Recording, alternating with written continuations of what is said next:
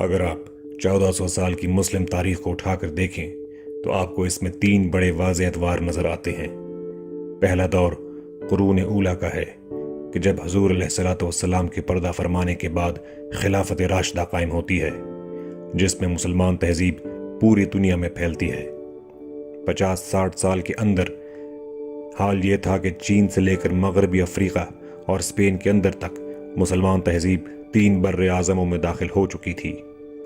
اس کے بعد کی صدیوں میں جو اسلامی سلطنت قائم ہوتی ہے، چاہے بنو امیہ کے دور میں ہو یا بنو عباس میں، اندلس میں ہو یا ایشیا وسطی میں، خلافت عثمانیہ میں ہو یا ہندوستان میں، اسلام ایک مضبوط تہذیب اور نظریے کے طور پر دنیا میں پھیلتا ہے۔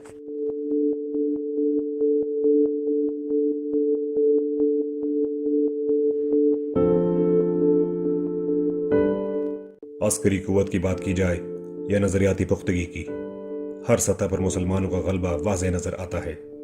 معیشت ہو، سائنس ہو، انجینئرنگ ہو، ریاضی ہو، تعمیرات ہوں، غرض یہ جس مرضی شعبے میں آپ دیکھ لیجئے، اس وقت اسلامی تہذیب ہی دنیا کا مرکز تھی۔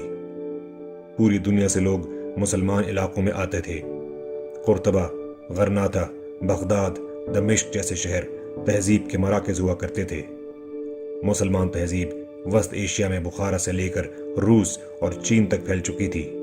یہ مسلمانوں کے عروج کا دور تھا۔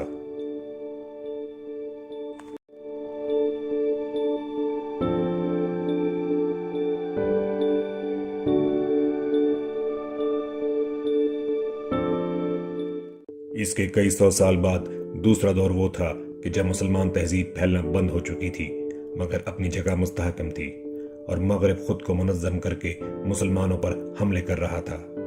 یہ صلیبی جنگوں کا دور تھا۔ صلیبی جنگیں بھی کئی سو سال چلی کہ جن میں کبھی نور الدین زنگی اور کبھی سلطان صلاح الدین ایوبی جیسے مجاہدین پیدا ہوتے رہے کہ جن کی تلواریں امت مسلمہ کی آبرو کی حفاظت کرتی رہیں۔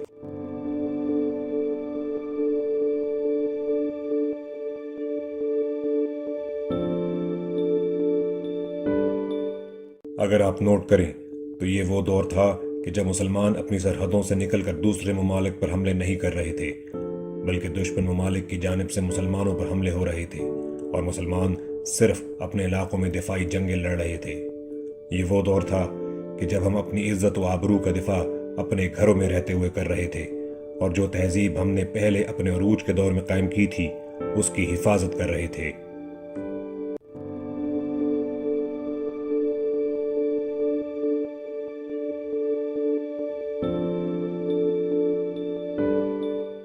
اس وقت مسلمانوں کو بہت نقصانات بھی ہوئے۔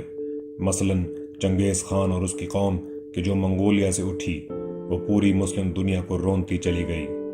بغداد کا نقصان اتنا شدید تھا کہ امت مسلمہ کی تاریخ میں کبھی اتنا شدید صدمہ مسلمانوں نے اس سے پہلے نہیں اٹھایا تھا۔ خلافت کا مرکز بغداد رون دیا گیا تھا۔ مسلمانوں کی خلافت کا دارالخلافہ تاخت و تاراج ہوا۔ خلیفہ کو قالین میں لپیٹ کر گھوڑوں کے نیچے رون دیا گیا۔ لاکھوں مسلمانوں کو قتل عام کے بعد دجلہ میں پھینک دیا گیا، اور مسلمانوں کی کتابیں، لائبریریاں اور تہذیب جلا کر راکھ کر دی گئی۔ اس کے باوجود مسلمان نظریاتی طور پر اتنے مضبوط تھے کہ جلد ہی اپنے پیروں پر اٹھ کھڑے ہوئے، اور اس کے بعد خلافت عثمانیہ قائم کی اور پھر اپنے عروج پہ جا پہنچے۔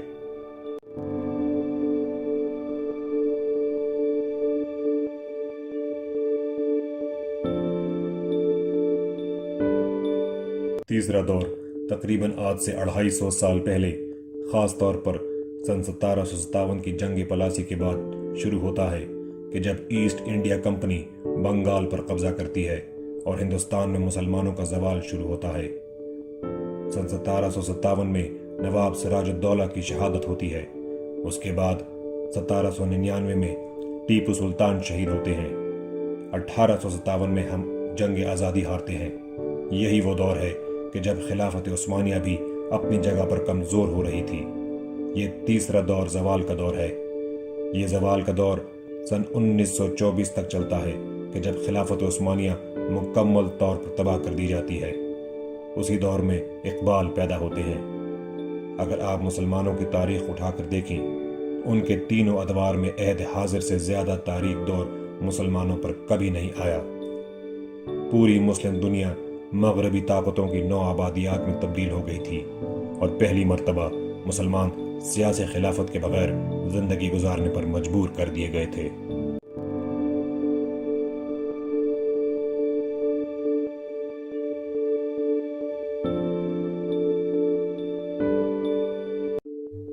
اقبال کے آنے کے بعد ایک نیا دور شروع ہوتا ہے کہ جو دوبارہ عروج اور نشاط ثانیہ کا دور ہے۔ اس کو ہم آگے بیان کریں گے۔ مجدد الف ثانی، شاہ ولی اللہ اور اقبال تینوں بزرگ تاریخ ساز شخصیات ہیں۔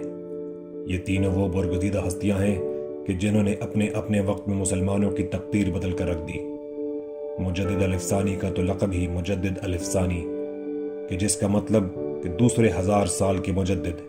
ان کے بعد شاہ ولی اللہ اور پھر علامہ اقبال، یہ تین بڑے معاشرتی مفکر، فلسفی، صوفی، ماہر عمرانیات، صاحب بصیرت اور ایسے روحانی وجود ہیں کہ جنہوں نے اپنے اپنے دور میں امت مسلمہ، خاص طور پر ہندوستان کے مسلمانوں کو سنبھالا دیا۔ تینوں کے ادوار مختلف ہیں۔ یہ مسلم تہذیب کی وہی 3 ادوار ہیں کہ جن کا ہم ذکر کر چکے ہیں۔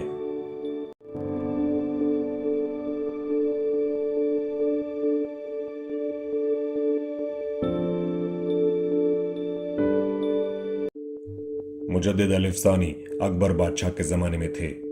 یہ وہ دور تھا کہ جب مغل حکومت اپنے عروج کی طرف جا رہی تھی اور اکبر گمراہ ہونے لگا تھا۔ اس نے دین الہی کے نام سے ایک نئے مذہب کا اعلان کر دیا اور اسلام کے نام پر خرافات شروع کر دیں۔ وہ اسلام کو ہندو مذہب کے ساتھ جوڑ کر ایک نیا دین ایجاد کرنے کی کوشش میں تھا۔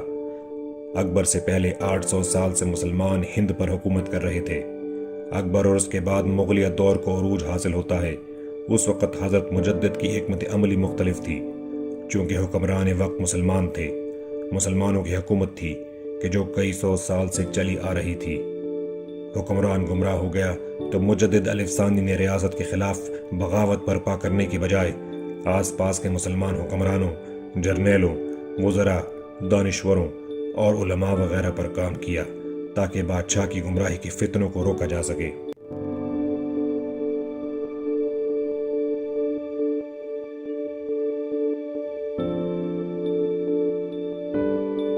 جب اکبر کا انتقال ہوتا ہے تو اس کے بیٹے جہانگیر پر انہوں نے اتنا زیادہ کام کیا ہوتا ہے کہ وہ تمام فتنے کے جو اکبر نے شروع کرائے تھے، جہانگیر نے خود اپنے ہاتھ سے ان کو ختم کیا۔ مجدد الف ثانی نے ریاست سے بغاوت نہیں کی، حالانکہ ان کو جیل میں بھی بند کیا گیا، سختیاں بھی کی گئیں۔ اس کے باوجود انہوں نے اپنے مکتوبات کے ذریعے مسلمان حکمران، وزراء اور مشیروں پر جس طرح کام کیا وہ تاریخ کا ایک غیر معمولی باب ہے۔ اس زمانے کا تقاضا تھا کہ ریاست کے خلاف بغاوت نہ کی جائے۔ اگر ریاست کے خلاف بغاوت کی جاتی تو پھر ہندوؤں کو سر اٹھانے کا موقع مل جاتا۔ مسلمان چونکہ ہندوستان میں اقلیت میں تھے تو ہندوؤں، مرہٹوں یا سکھوں کو موقع ملتا تھا کہ مسلمان ریاست کی جڑ کاٹ دیں۔ لہٰذا حضرت مجدد الف ثانی نے اس نظام کے اندر رہتے ہوئے حکمرانوں اور نظام کی اصلاح کی۔ اس وقت کی حکمت عملی مختلف تھی کیونکہ وقت کا تقاضا یہی تھا۔ اس کے مقابلے میں شاہ ولی اللہ کا دور دیکھیں کہ جو اس کے تقریباً 150 سال کے بعد اورنگزیب عالمگیر کے بعد آتا ہے، تو وہ فتنوں کا دور تھا۔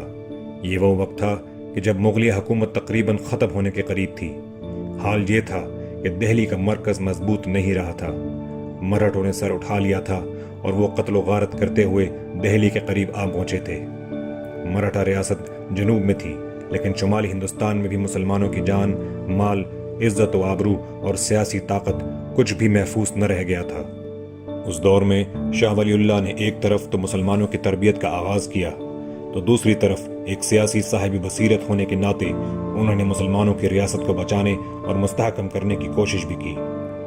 لیکن اقبال کا دور ان دونوں بزرگوں کے ادوار کے مقابلے میں مسلمانوں کے لیے دشوار گزار، تاریک تر اور کٹھن ترین تھا۔